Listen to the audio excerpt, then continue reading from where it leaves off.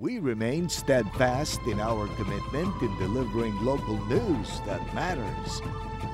Stories that inspire. Enriching the lives of Filipinos in the Philippines and across the globe. This is your GMA Regional TV. Buong puso para sa Pilipino. Kini ang At Home with GMA Regional TV.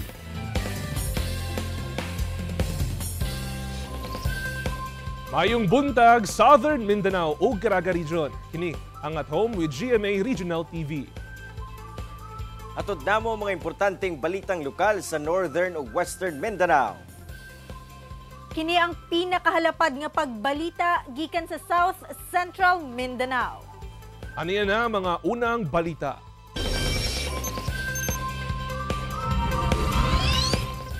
Creek sa usa ka barangay sa Cagayan de Oro City, gireklamo gumikan sa napundong mga basura. Mga apektadong residente nabalaka sa epekto niini sa ilang panglawas. Aniya ang atong balitang barangay. Creek nga napuno og basura nga nanglutaw.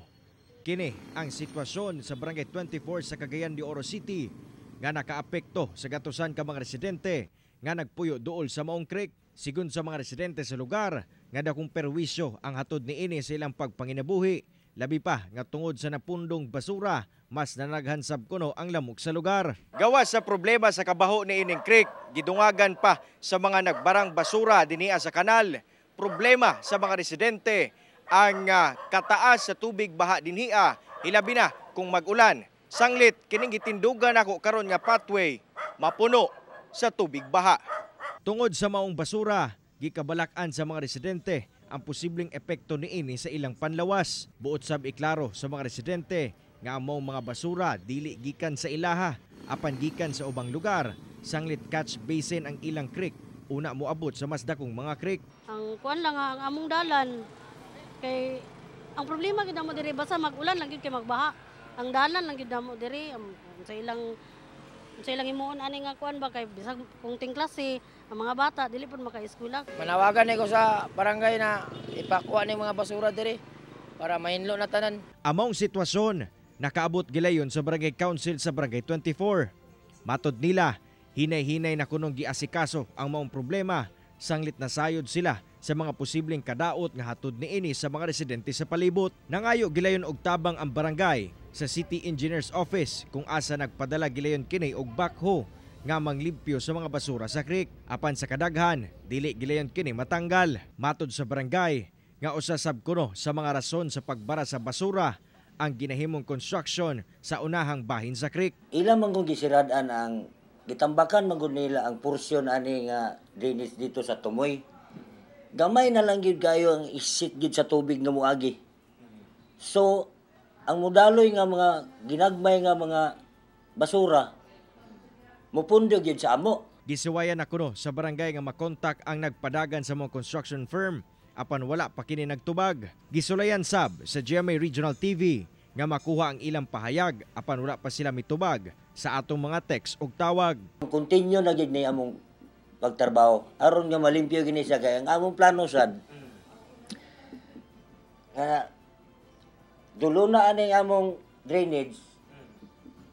Amo na lang tingaling butangan og screen kay aron ang problema ang basura sad sa pikas nga barangay dili na sad mosulod sa amo. Kauban si Makoy Sempron sa kamera. Ako si Cyril Chavez para sa At Home with GMA Regional TV. Mireklamo ang pipila ka residente sa Barangay 76A sa Davao City kay papahawaon sa ilang lugar kay gireclaim sa usa ka developer. Ani ang report ni John D. Esteban. Nahinabi sa GMA Regional TV ning mga residente sa Barangay 76A Bukana sa Davao City kabahin sa ilang problema. Papahawaon sila sa property developer kay i-reclaim ang luna nga gitukuran sa ilang mga panimalay. Usa sa mga ginapahawa si Nanay Ruby nga dinhi na nagdako sa lugar. Gisa-isa daw sila og kaso. Magpakita po sila og kanang ilahag yung sariling titulo sa lote. Asa mi paingon kung pananglitan demolition mi nila. Ang kadaghanan kanila ginapatawag sa developer alang sa settlement. Hatagan daw sila og 60 square meters nga luna og 20,000 pesos. Si Jingjing nga sukad 1998 pa nagpuyo dinhi, usa sa mga nakigsettle na lang sa property developer kay wala na ikagasto sa kaso og bayad sa abogado. Tapos tabangan por mi sa gobyerno nga dili makuha sa private kani kay nangusog man kaya sila, di ba? Gibarugan sa mga apektadong okupante nga public land ang luna nga buot i-reclaim but pasabot parang iya sa gobyerno. Ito ang Aquino Justice, dili na unta sila mo receive o maong complain kasi i-dismiss naman. Same case for recovery of possession. Sumala ni Barangay Kapitan Robert Olan-Olan, kapin 10,000 ka mga residente ang maapektuhan. Kini nga lugar nga sakop sa Barangay 76A Bukana, apil sa mga i-develop sa Ecoland Properties Development Corporation. O galing mahinayon, kapin 10,000 ka mga residente ang maapektuhan o mawad-an og panimalay sa ilahang lugar nga gidak-an. Ang ilahang pangutana, asa na sila magpuyo? Maong panawagan nila sa lokal nga panggamhanan, paminawon og tabangan sila sa ilahang mulo. Sa kadugayon namo dire giapuhan na lang ko karon pa sila nag-claim. O mag-ingon sila na ilaha. Asa ilang titulo? Ipakita. Asa ang gobyerno nato karon nganong wa mo tabang sa amua? Ang maong problema natukay atol sa session sa Davao City Council. Ang developer may alukar og relocation sa Barangay Manuel Gianga sa Tugbok District. Gi-question ni Councilor Alberto Ungab ang pag-reclassify sa nasangpit nga lugar kung asa i-relocate ang pahawaong mga residente sa Bukana. When we convert a certain area into a residential zone, that means it's a residential zone. Why are you converting an agricultural zone into a residential zone when there are no amenities for a residential area? Apan tupag sa representante sa property developer, the land is located along Barangay Road, so there is already an access to the land. This relocation site is meant for those settlers who have already signed a settlement agreement, duly notarized, and half of it duly approved by the court. Once they apply for the PSDP and the preliminary subdivision development permit and development permit, indeed the roads are established as privately owned, we will require them to purchase those roads as a right of way. Gibutyag sab ni Attorney Cariaga nga anaa na daw sa kapin 900 ang miuyon sa settlement. Willing daw ang mga tao sa barangay constituent sa Codas Cabacan to Times Beach na mudawat na og relocation. Dili yun na tinuod. Gipang individual filing sila. Kanya ilang gipamili ang mga tao nga walay kabang kaagan, walay alam sa apang balaod o walay kwarta nga ikahir og abogado. Nag-provide na ang barangay og legal counsel alang sa mga apektadong residente. Ipadayon matud pa nila ang pagluso sa ilang mga kaso. Kauban si Jojo Solarte sa kamera. Ako si Jandy Esteban para sa At Home with GMA Regional TV. Libuan ka mga isdang tamban ang midagsa sa usa ka pantalan sa Davao City Miyerkules sa gabi. Ani ang report? Ana, uy! Uy, pamahin mo! Uy, naghana, hala! Nananggala ang isda, kadaghan! Nag-ambak-ambak kining mga isda dinhi sa usa ka pribado nga pantalan sa Panakan, Davao City. Human midagsa ang mga isdang tamban pasado alas 8 Miyerkules sa gabi. Tungod sa kadaghan, kanya-kanya sab og paghakot ang mga trabahante sa buong pantalan. Gani ang uban, gipamarik na lang sa dagat ang isda. Ang ubang namuyo dol sa buong pantalan, nakadawat usab sa buong isda. Para kang rinante kinsan nagpuyo dol sa pantalan. Matawag niya nga blessing ang pagdagsa sa mga isda. Malipay ang taon ni, mga mananagat daw, malipay lang daw kay maumday makuan sa mga mananagat diri. Apan kahadlok ang nabati ni Julie. Pagkabalo ni ini nga midagsa ang mga isdang tamban. Katong nakakita ko ato gabiin, murag nahadlok jud ko. Unsa na po'y posible nga mahitabo diri dapit sa amo. Sumala sa Barangay Fisheries Aquatic Resources Management Panakan, talagsaon ramatod pa ang pagdagsa sa maong mga isda. Gibutyag usab ni ini ang mga posibleng rason sa pagdagsa sa mga isdang tamban. Basta breeding time nila, mudaghan, muna mugawas na sila. Kay wasamtang gamay magkuna sila, nadaghan na isda ito nga dagko, manggukod na sa ila. May time nga mato sila sa daplin. Hinumduman nga midagsa sab niadtong Domingo ang libuan ka isdang tamban sa baybayon sa Maasim, Sarangani. Hinuon kipasabot sa Penro, Sarangani nga tungod kini sa upwelling nga may kalabutan sa sirkulasyon sa tubig. Wala sab matod pay koneksyon ang nahitambong linog niadtong Martes sa pagdagsa sa mga isda sa baybayon. Kauban si Mel Colmenares sa kamera. Ako si Kent Abrigana para sa At Home with GMA Regional TV. Giilang top 9 sa Northern Mindanao Regional Drug Watch List sa PNP ug PDEA nadakpan sa Cagayan de Oro City Drug Enforcement Unit atol sa gilusad nga bypass operation. Ani ang report. Pinaagi sa gilusad nga bypass operation sa Cagayan de Oro City Drug Enforcement Unit, malampusong nadakpan ang giilang top 9 sa Northern Mindanao Regional Drugs Watch List sa PNP ug PDEA. Ang suspect giila nga si Andy Taban, 49 anyos, og residente sa Bara, Barangay Makabalan, Cagayan de Oro City. Matod sa kapulisan, positibo nilang napalitan ang suspect og usa ka sachet sa shabu gamit ang marked money nga 500 pesos. Diyang girikisa ang suspect, nakuhaan pa kini og ana sa 15 gramos sa shabu nga mobalor og 102,000 pesos ang kantidad. Taod-taod kuno gipanid-an sa kapulisan ang suspect. Previously nadakpan na gyapon ni kaduha na rin siya nadakpan sa kuan sa Lisim gyapon nga kaso RA 9165. Pag-uhay pa rin siya nakagawa sa itong September 2002. Dili matud pa basta-basta gapamaligya lang ang suspect. Nagkadaiya sab ang mga parokyano niini nga sagad nagpuyo sa syudad. Ginalihok karon sa otoridad nga mo-kooperar ang suspect aron makuha sab ang mga parokyano niini. Di na mo sang panawagan until tong mga drug personalities nga until karon continuous gyapon pag-engage sa ning illegal drugs sa undangin na gininyo kay maabot ra gid ang panahon nga madakpan mo. Ako si Cyril Chavez para sa At Home with GMA Regional TV.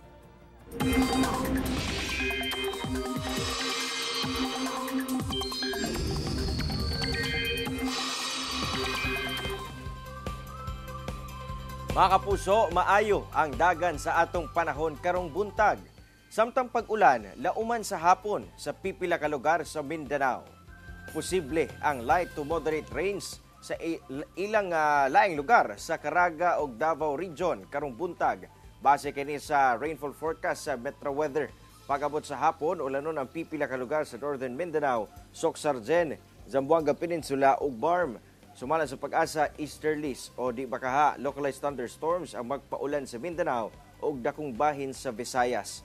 Shearline sab ang nakaapekto sa Eastern Visayas. Takip dinhi ang Bicol Region o Quezon Province. Samtang amihan ang nakaapekto sa nabiling lugar sa Luzon. Kini ang At Home with GMA Regional TV.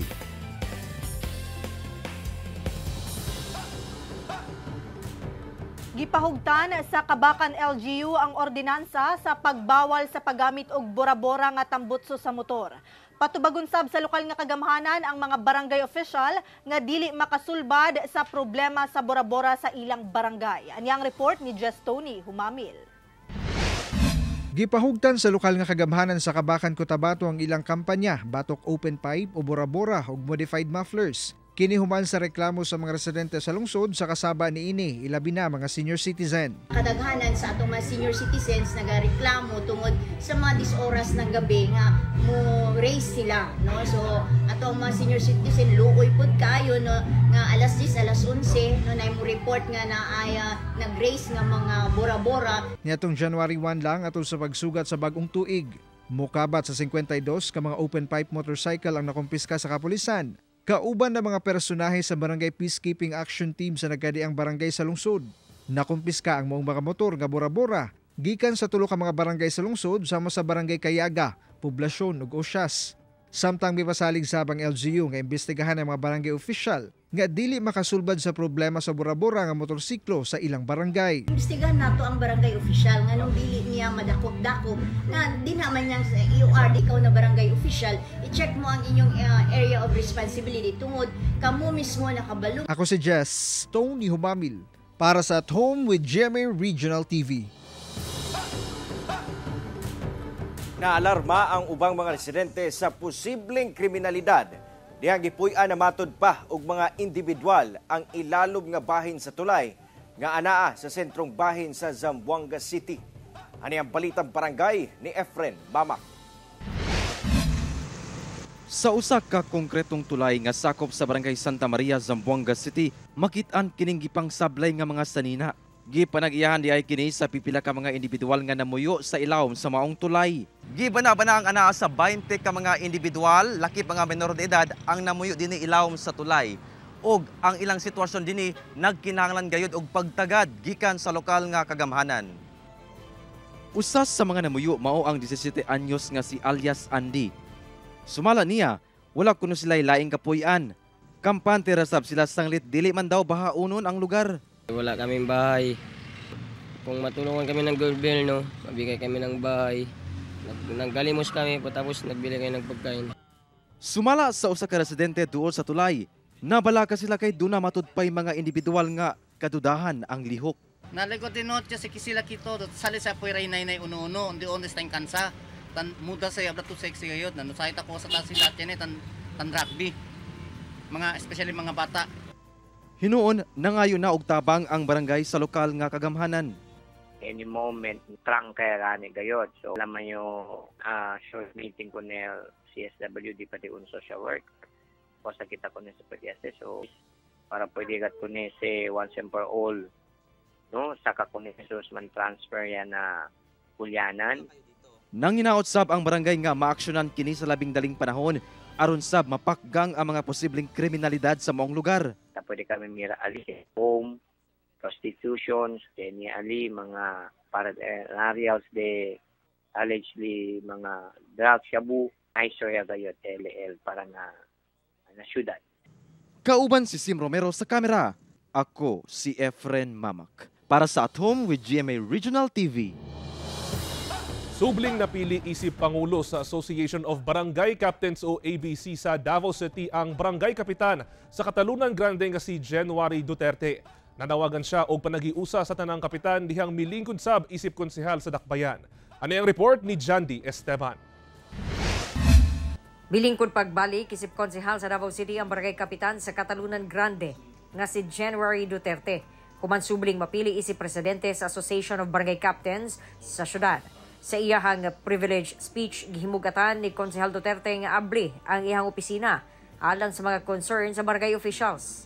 Siya ang chairman sa Committee on Barangay Affairs ug vice chairperson sa Committee on Government Enterprises and Privatization, samtang si Councilor Edgar Ibuyan Jr. ang chair sa maong komitiba. I'd also like to take this opportunity to remind my fellow punong barangays to treat one another with respect and fairness, knowing that their views and decisions are equally important and valued.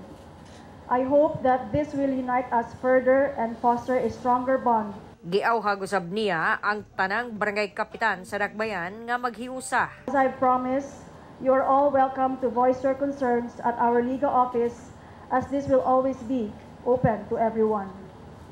To the constituents of each barangay of Davao City, I urge you to treat your barangay officials with respect, to build a strong team, and be an effective partners to reach our goals.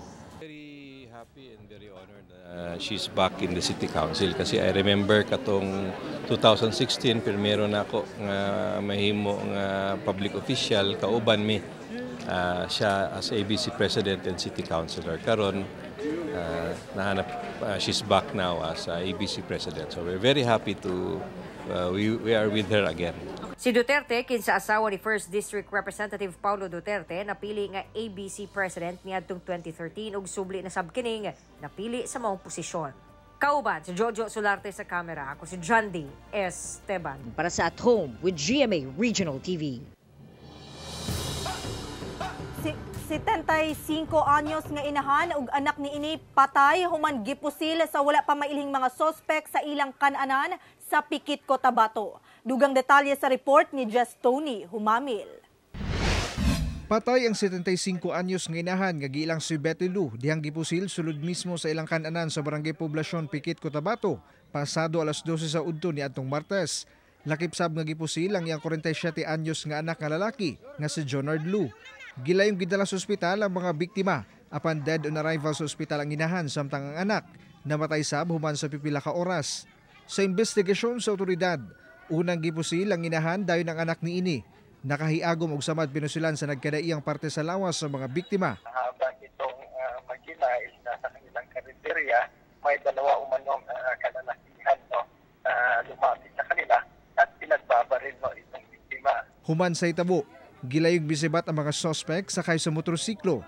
Sumala sa otoridad, nakuhaan matud pa sa CCTV ang mga suspect nga ilan ang ginaila. Narecover sabang upat ka mga basiyo sa bala sa pusil sa crime scene. investigation.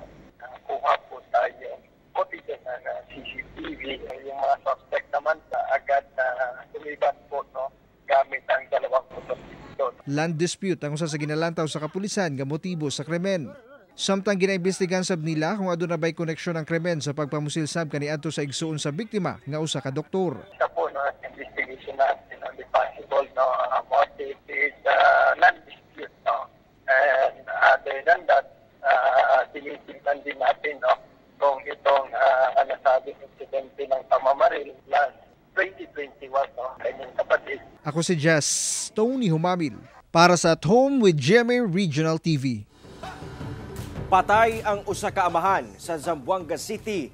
Human na latayan og wing van truck ang gisakyang motorsiklo uban ang iyang asawa og 3 anyos nga anak. Kinsa na nga samdan sa hitabo.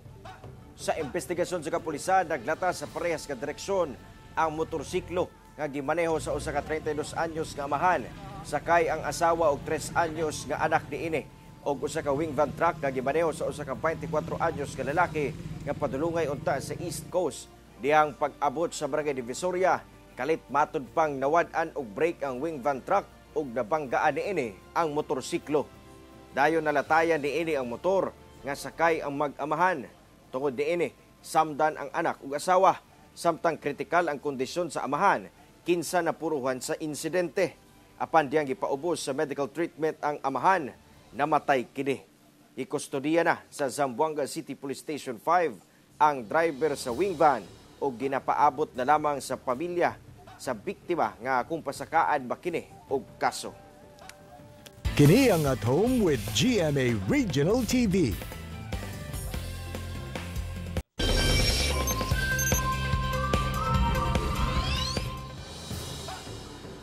Kagubot miulbo karon sa Ecuador human ang prison riots nga mikalas og gatusan ka kinabuhi sa mga piniriso. Mas misamot karon ang kagubot sa nasod Ecuador hinungdan nga nagdeklara si President Daniel Noboa og 60-day state of emergency. Inihuman nangawala ang mga leader sa criminal group sulod sa mga prisuhan hinungdan sa kagubot. Sulod sa mga prisuhan, misamot ang kagubot karong nagkahinay ang puwersa sa gobyerno. Dili na bago ang kaguliyang sa prisuhan. Gani kapag gatos daag namatay sa mga riot. Ang mga nanglabay nga gera sa mga gang sulod sa prisuhan, amiabot na sa kapin 400 ang patay, sukad 2021. Kagubot karon sa Ecuador ang dakong hagit sa administrasyon ni Noboa, human nanumpa niadtong Nobyembre sa miaging tuig. Anaa sa 10 million katao ang apektado sa hulga sa winter storm sa East Coast sa Estados Unidos. Ang Riverside Park o Greenway sa Cramerton, North Carolina ang nag-color brown na ang sapa. Usa lang kini sa mga eksena sa grabeng pagbaha nga epekto sa torrential rain sa eastern US. Ang grabeng ulan nga nasinati nagbutang sa peligro sa kapin 90 million katao ubos sa kusog nga hangin ug pagbaha nga advisory sa National Weather Services. Ang atok niining gambalay sa Eastman, Georgia ang nahugmak. Ang parking lots ang puno sa tubig baha ug gilapawan sa baha ang mga sakyanan ug sarado ang mga kalsada. Sumala sa otoridad nga tulo na ang patay sa Alabama, North Carolina ug Georgia nga epekto sa kusog nga hangin ug buhawi nga mihapak. Nagunang syudad sa New York, Philadelphia ug Boston ang gipangbaha usab. Usa ka siklista ang patay human ng banggaan sa truck sa Davao City. Patay diha-diha dayon ng usa ka siklista nga wala pa mailhan dihang nabanggaan og truck sa MacArthur Highway, Barangay Matina Crossing, Davao City, alas 5:22 Miyerkules sa buntag. Sa investigasyon sa Talomo Police, patabok ang siklista padulong sa entrada sa usa ka subdivision dihang nabanggaan kini sa dump truck nga padulong sa Matina Crossing. Gikustudiya na sa Talomo Police ang driver sa nakabangga nga dump truck nga si Dino Mijares Jr., 34 anyos nga mag-atubang og kasong reckless imprudence resulting to homicide. Nanawagan sab ang kapulisan sa mga kabanay sa biktima nga mobisita sa punerarya sa Toril aron mailhan na kini. Usa ka miyembro sa New People's Army nga matud pa kanhi barangay kagawad sa Maitom, Sarangani ang voluntaryo nga misurrender sa otoridad. Bitbit ang iyang armas. Misurrender si Alias Ewek, 38 anyos. Presidente og kanhi barangay kagawad sa barangay Batian, Maitom, Sarangani. Sumala sa kapulisan, Taod-taod na sab kini nga miyembro sa Guerrilla Front 73 Musa Far South Mindanao Region. Atol sa pagsurrender ni ini, gisilbi sab ang warrant of arrest kaniya sa kasong attempted murder. Sa karon anaana sa kustudiya sa Maitom PNP ang maong mi-surrender. Samtang gihan ay nasab ang dokumento aron nga maapil siya sa Enhanced Comprehensive Local Integration Program o ECLIP sa gobyerno.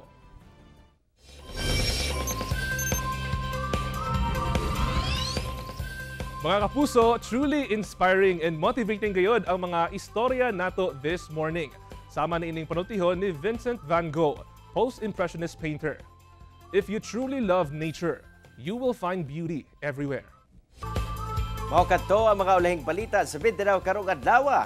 Mamahimo ninyo kining makita pag-usab pinagi sa pagbisita sa official website sa GMA Regional TV o bisita ang among official YouTube channel o i-click ang subscribe button para sa pinakaulahing balita.